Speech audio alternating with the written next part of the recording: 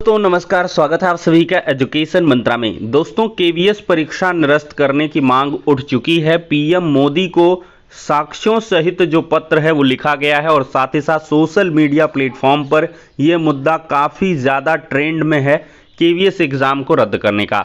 दोस्तों UP TET 2023 के notification basic शिक्षा विभाग ने दी है जानकारी। सीटेट जुलाई 2023 नोटिफिकेशन और 68वां आरक्षण सूची। दोस्तों सारी अपडेट्स को एक साथ हम लोग देखेंगे, चर्चा करेंगे, लेकिन इसके पहले एक छोटी सी हम बात इंफॉर्मेशन करेंगे यूपी टेट 2023 की बेस्ट बुक के बारे में जो चच्चू पब्लिकेशन की है। अगर इस पुस्तक की खास बात करें तो इसमें 3000 से अधिक अध्यायवार महत्वपूर्ण प्रश्न हैं जिनकी विस्तृत व्याख्या भी दी गई है। 4 सॉल्व्ड पेपर्स भी प्रीवियस ईयर के दिए गए हैं। संस्कृत सहित सभी सब्जेक्ट्स को कवर किया गया है और साथ ही साथ देखा जाए तो टॉपिक वाइज स्टडी मटेरियल इस पुस्तक में दिया गया है और प्रैक्टिस के लिए हर एक टॉपिक के बाद बहुत सारे क्वेश्चन उपलब्ध कराए गए हैं। इतना ही नहीं, चच्चू पब्लिकेशन का ही एक प्रैक्टिस सेट आता है जिसको लगा करके आप अपनी यूपी टेट की तैयारी को और भी मजबूत कर सकते हैं। तो देर किस बात की है, लिंक डिस्क्रिप्शन बॉक्स में है। ऑनलाइन माध्यम से यदि पुस्तकों को लेना चाहते हैं तो क्लिक करें और साथ ही साथ ऑफलाइन के लिए किसी भी नजदीकी बुक स्टॉल पर कांटेक्ट देखा जाए करें। तो केवीएस का एग्जाम संपन्न हो चुका है।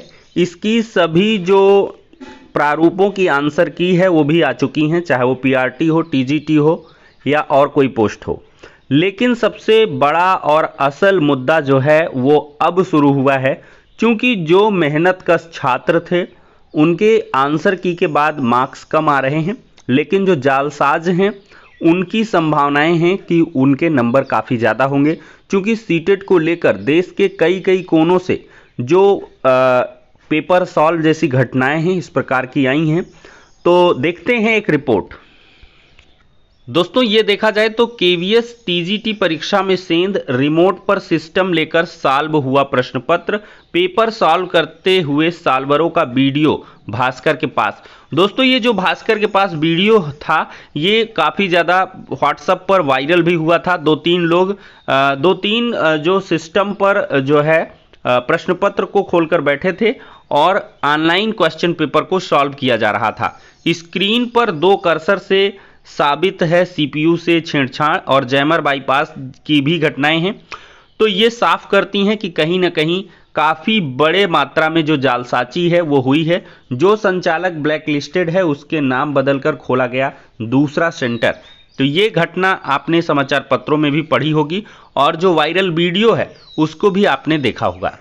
दोस्तों ये एएनआई का ट्वीट था। Leh Ladakh district police of Leh has unearthed KVS TGT recruitment online exam scam based on inputs by a police observer on February 21. A person clicked pictures of monitor in GCOM center so that exam center is shifted to Lamdon lab.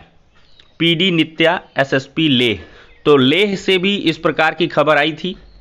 तो इन्हीं सभी चीज़ों को साक्ष्य बनाकर सेवा में प्रधानमंत्री नरेंद्र मोदी जी, भारत सरकार, केंद्रीय शिक्षा मंत्री भारत सरकार, आयुक्त केंद्रीय विद्यालय संगठन नई दिल्ली और निदेशक केंद्रीय माध्यमिक शिक्षा बोर्ड नई दिल्ली को यह पत्र भेजा गया और इसमें मुद्दा उठाया गया है कि सीबीएसई बोर्ड द्वारा आयोजित कराई गई केंद्रीय विद्यालय संगठन भर्ती परीक्षा में धांधली के संदर्भ में।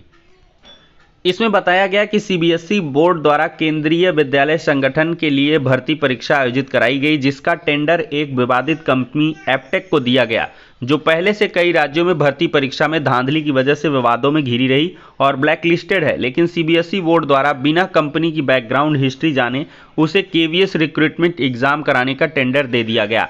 एप्टेक कंपनी की बैकग्राउंड हिस्ट्री के कुछ तथ्य यहाँ पर बताए गए कि वर्ष 2018 में यूपीपीसीएल द्वारा आयोजित परीक्षा एप्टेक कंपनी द्वारा करवाई गई, जिसमें एसटीएफ की जांच, सिस्टम मॉनिटरिंग और अन्य माध्यमों से अनियमितता पाई गई, जिसके चलते एप्टेक द्वारा आयोजित यूपीपीसीएल रिक्रूटमेंट एग्जाम को उत्तर प्रदेश सरकार ने निरस्त कर दिया और जो है एप्टेक को ब्लैकलिस्ट भी कर दिया था। और इसके साक्ष्य में ये जो टाइम्स ऑफ इंडिया का न्यूज है इसको भी लिंक के माध्यम से जोड़ा है। दूसरा मुद्दा बताया गया कि असम इरिगेशन डिपार्टमेंट की परीक्षा एप्टेक द्वारा कराई गई, जिसमें अनियमितता पाई गई और एप्टेक कंपनी पर माननीय दिल्ली उच्च न्यायालय का यहां पर एक भारी भरकम जुर्माना भी लगाया गया। 10 लाख रुपए का यह जुर्माना राशि भी यहां पर दर्शाई गई। फिर बताया गया कि दिनांक 14 फरवरी 2023 को बिहार के पटना में केवीएस रिक्रूटमेंट रिटन एग्जाम में रिमोट एक्सेस के माध्यम से धांधली के प्रकरण सामने आए। 15 फरवरी 2023 को हरियाणा के पानीपत शहर में केवीएस रिक्रूटमेंट रिटन एग्जाम में रिमोट एक्सेस के माध्यम से धांधली के प्रकरण आए। ये यूट्यूब के लिंक भी दिए गए, ट्विटर का भी लिंक दिया गया। भास्कर समाचार पत्र और अमर उजाला इत्यादि की भी लिंक्स को शेयर किया गया है, जिन्होंने ऑनलाइन इस धांधली को उजागर किया। फिर बताया गया कि 28 फरवरी 2023 को लेह में केवीएस रिक्रूटमेंट रिटन एग्जाम में रिमोट एक्सेस के माध्यम से धांधली के प्रकरण सामने आए। यूट्यूब वीडियो का लिंक दिया गया। और साथ ही साथ 28 फरवरी को मुजफ्फरनगर में केवीएस रिक्रूटमेंट रिटन एग्जाम में सेंटर पर इन्विजिलेटर पर अटेंडेंस सीट की मदद से नकल कराने का भी आरोप लगा था। आगे बताया गया कि ये कुछ मामले हैं जो रिपोर्ट हुई हैं, जिसकी सूचना पुलिस को प्राप्त हुई है। पकड़े गए हैं जालसाज। ऐसे ना जाने कितने मामले होंगे जो रिपोर्ट में नहीं आए। तो KVS news internal Telegram group के अनुसार सभी पेपर लीक हुए हैं। मैं इसकी पुष्टि नहीं करता, लेकिन ग्रुप के मुताबिक बिहार में रेट 2 लाख के नीचे और दिल्ली में 15 से 25 लाख रेट रहा।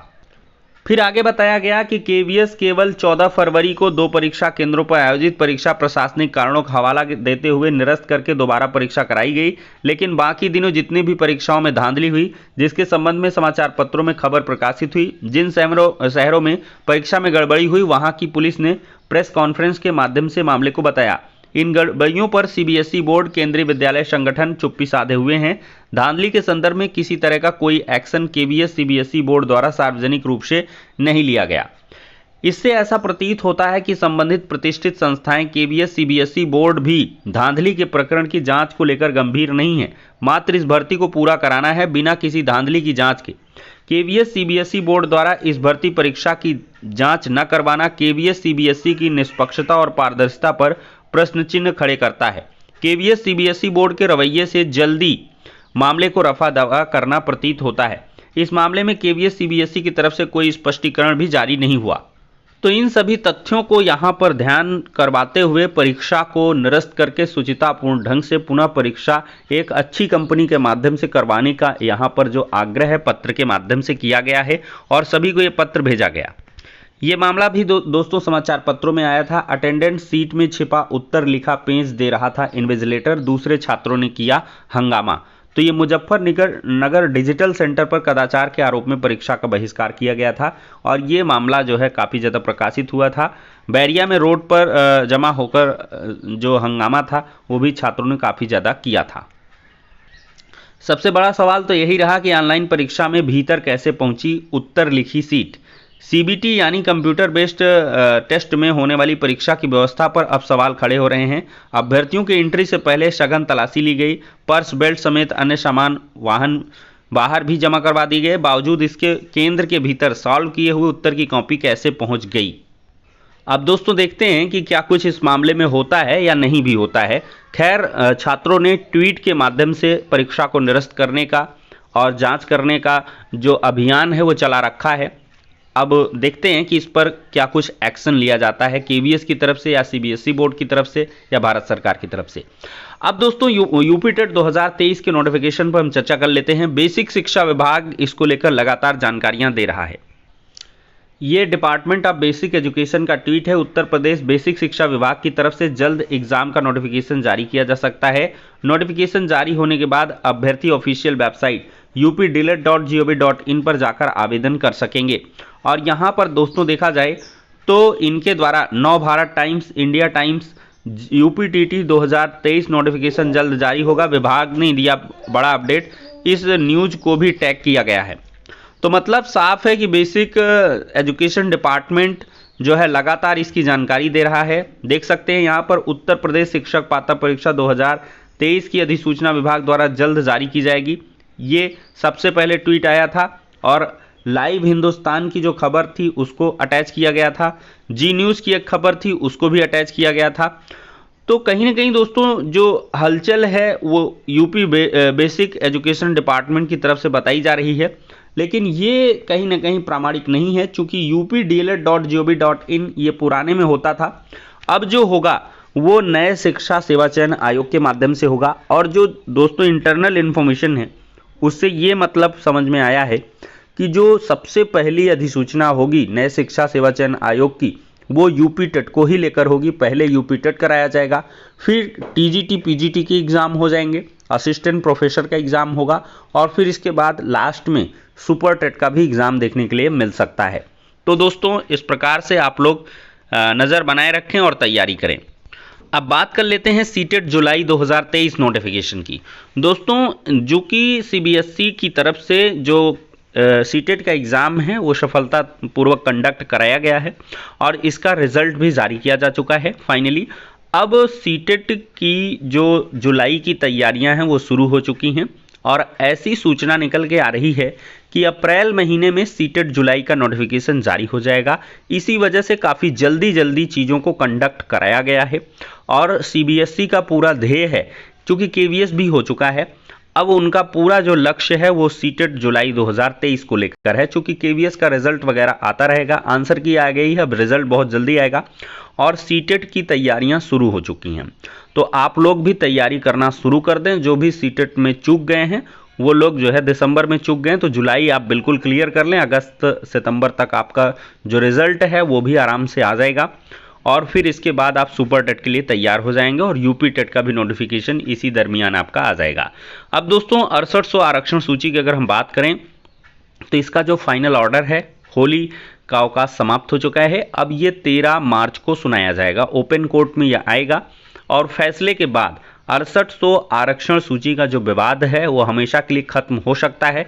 लेकिन एक यहाँ पर सबसे बड़ा कह लें भय है कि ये मामला और आगे ना बढ़े, चूँकि कोई भी पक्ष इससे असंतुष्ट होगा वो डिवीज़न बेंच जाएगा और डिवीज़न बेंच से जाते हुए सुप्रीम कोर्ट भी मामले को ले जाया जा सकता है। लेकिन जो सरकार की भूमिका है वो देखना दिलचस्प होगा कि सरकार इस ऑर्डर को किस प्रकार से लेती है। अगर सरकार ने सक्रियता दिखाई और पूरी तरीके से भर्ती प्रक्रिया को पूरी करने के मूड में दिखे तो अवश्य ही ये बहुत जल्द भर्ती प्रक्रिया पूर्ण हो जाएगी, अन्यथा की स्थिति में आप समझ ही सकते हैं। फिलहाल के लिए दोस्तों इस वीडियो में इतना ही, नेक्स्ट में मिलते हैं।